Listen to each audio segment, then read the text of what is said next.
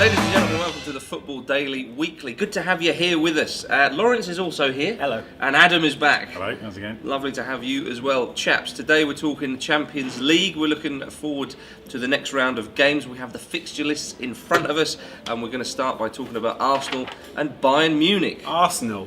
Tough Draw, very tough draw. It's the one they probably didn't want. They finished second, of course. They lost to Napoli, and Dortmund scored that goal in the last few minutes to put them top of the group. Will they regret that, Adam? I think they will. I think they're going to struggle. I mean, of course, they went away last season and beat them 2-0, so they can take encouragement from that. But I just think, Bayern are unstoppable at the moment. I think it's 41 games unbeaten in the Bundesliga, and they're going to want to be the first team to win the Champions League in consecutive seasons. That's right.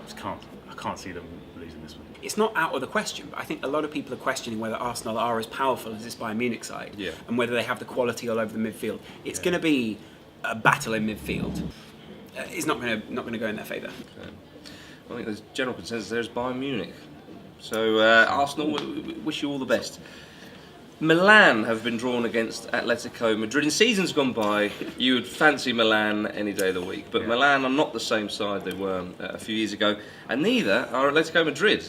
They are fantastic at the moment. No, I think they're very strong. I think they'll beat Milan. I think it's a miracle Milan are through over Juventus and Napoli, that sort of thing. Yeah. So the weakest Italian side you could argue in the competition. 100%. And they're the ones who have gone through. Yeah, I think Atletico Madrid will definitely win that one.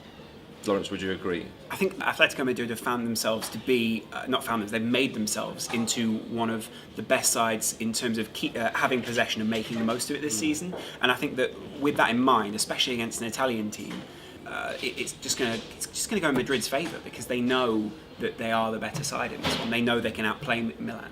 I think we fancy Atletico Madrid there. Bayer Leverkusen versus Paris Saint-Germain. PSG have been pretty damn good in this competition so far. We've enjoyed Ibrahimovic's goals and Cavani, and wonderful attacking players. Leverkusen, I think they're having a decent season. Keisling and Sidney Sam going forward are decent players for them. Sami Hyypiä as well is, he's learning his craft as a manager, I think, still. But it's difficult to tactically outthink someone who's Cavani and Ibrahimovic up front. Because, even if you've outthought them and, you set up well defensively, they're just going to pop up with something absolutely fantastic. Yeah. And that's what makes this tie against PSG so difficult, is the star quality that they hold. Chelsea versus Galatasaray. Of course, Drogba will be back at Stamford Bridge.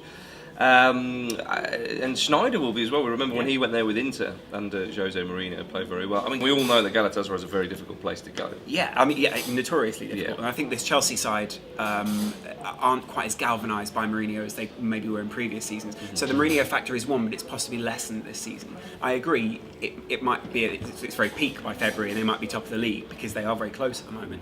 But I think they need to bring this Chelsea team closer, and I actually think this Galatasaray side are quite bonded around the fact that they got through in the Champions League. They've scraped through.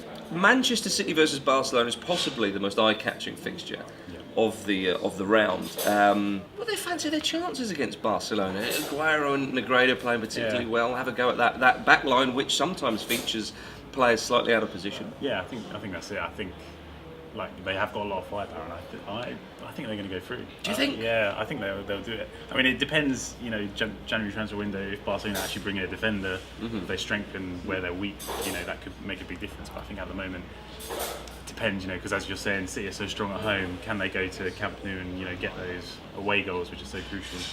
It'll be interesting to see, but I think City could do it. I think you would always fancy Barcelona to go through, but Man City do have some pedigree there, and like you say, there's firepower there. I think Aguero will be back by that time, so there's an Argentine against possibly another Argentine, and also the fact that, like you say, I think that there's Negredo who can take advantage of that back line that don't have as much physicality, or maybe aren't able to deal with those kind of moves. In the box, exactly.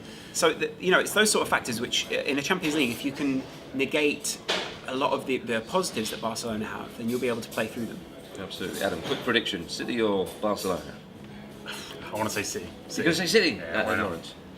I want to say Barcelona. Yeah, we'll say it then. Well, I will then. What do you think, Marcus? Tiebreaker. I think that Barcelona will go through. So it'll be a mouth-watering time, whatever happens. Manchester United versus Olympiacos. Jammy. Or Olympiacos versus Manchester United, which the first leg will be.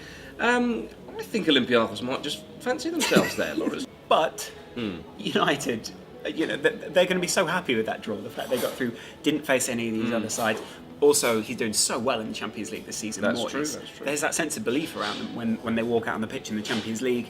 The fact also that Manchester United go through with this, the away tie sort of in their favour, if you like.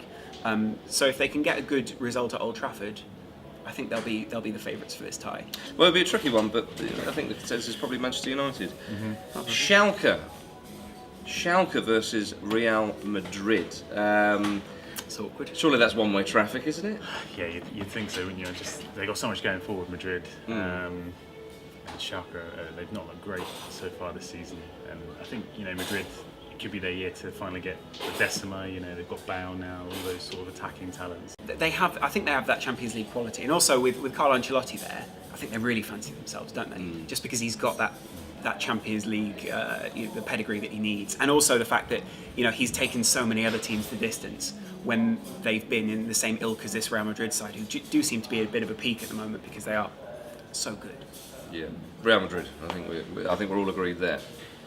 Zenit St. Petersburg versus Borussia Dortmund. Interesting one. Not necessarily a foregone conclusion. Dortmund have got very recent Champions League pedigree, but Zenit are a decent side, especially at home. And with a player like Hulk, they've always got a charm.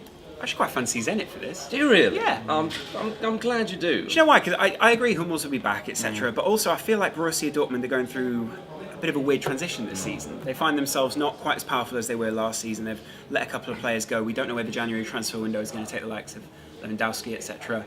If it takes him anywhere. And so I think, again, like you say, January is probably a lot's going to hinge on that. But I still feel like Zenit have some firepower in there, and that really counts for a lot in a Champions League knockout stage. Okay, well, a tricky one for Dortmund, certainly. That's it for this week. Thanks to Lawrence and thanks to Adam as well. We'll be back next time, so do join us then, and have a good Christmas.